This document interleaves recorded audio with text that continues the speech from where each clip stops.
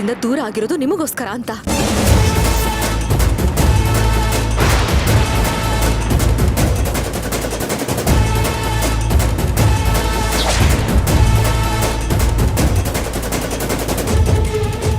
ನೀವ್ ನನ್ನ ಹತ್ರ ತಗೊಂಡ್ರೋ ಮಾತಿಗೋಸ್ಕರ ಅಂತ.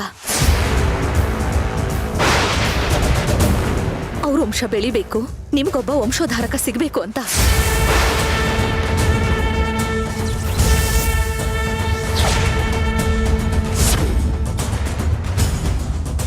ಅದಕ್ಕೋಸ್ಕರ ನಾನು ನನ್ನ ಪ್ರೀತಿನೇ ಸತ್ತು ಹೋಗಿದೆ ಅನ್ನೋ ತರ ನಾಟಕ ಆಡ್ತಾ ಇದ್ದೀನತ್ತೆ.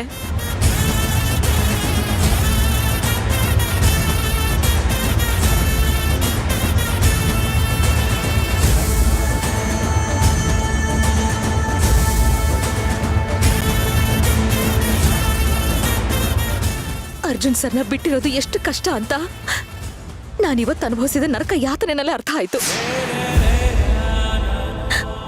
ಆಗಲ್ಲ ಅತ್ತೆ, ಅವರಿಂದ ದೂರ ಇರೋದಕ್ಕಾಗಲ್ಲ.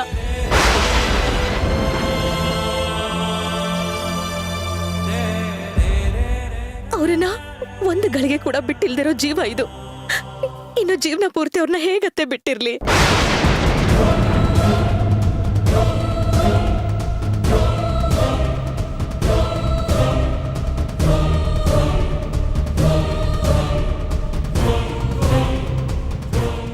ಏನೇ ಸೇವಂತಿ ಇದು?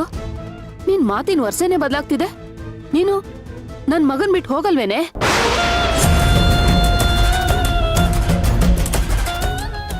ಅಯ್ಯೋ ಇಲ್ಲ ಅತ್ತೆ, ನಾನು ಆ ಅರ್ಥದಲ್ಲಿ ಹೇಳಿಲ್ಲ.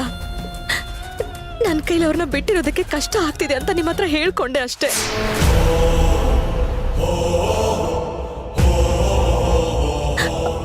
ಅವ್ರನ್ನ ನಾನು ಮತ್ತೆ ಸೇರೋ ಮಾತೇ ಇಲ್ಲ.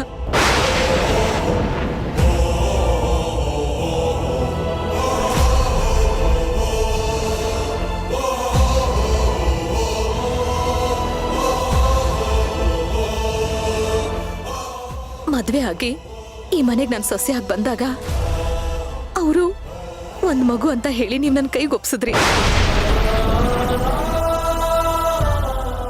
ನಿಮ್ಮ ಕೈಗೆ ಒಂದ್ ಮೊಮ್ಮಗುನ ನನ್ನ ಕೈಲಿ ಕೊಡಕ್ಕಾಗದೆ ಹೋದ್ರು ಅವ್ರನ್ನ ಮಾತ್ರ ಇಷ್ಟು ದಿವಸ ನಾನು ಮಗು ಥರನೇ ನೋಡ್ಕೊಂಡಿದ್ದೀನಿ.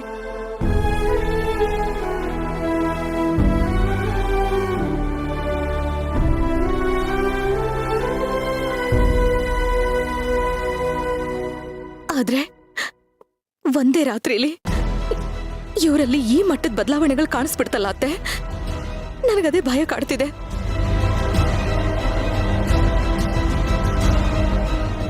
ಎಲ್ಲಿ ನಾನು ಕಳ್ಕೊಂಡಿರೋ ಹಾಗೆ ನೀವು ಇವ್ರನ್ನ ಕಳ್ಕೊಂಡ್ಬಿಡ್ತಿರೋ ಅಂತ ನನಗೆ ಆತಂಕ ಜಾಸ್ತಿ ಆಗಿ ನಾನಿಲ್ಲಿವರೆಗೂ ಬಂದೆ. ಅತ್ತೆ, ಇವ್ರನ್ನ ನಾನು ಹೀಗೆ ಪದೇ ಪದೇ ನೋಡಕ್ ಬಂದ್ರೆ ನಾನೆಲ್ಲಿ ಕರ್ಗೋ ಹೋಗ್ತೀನೋ ಅನ್ನೋ ಭಯ ಕೂಡ ನನಗಿದೆ.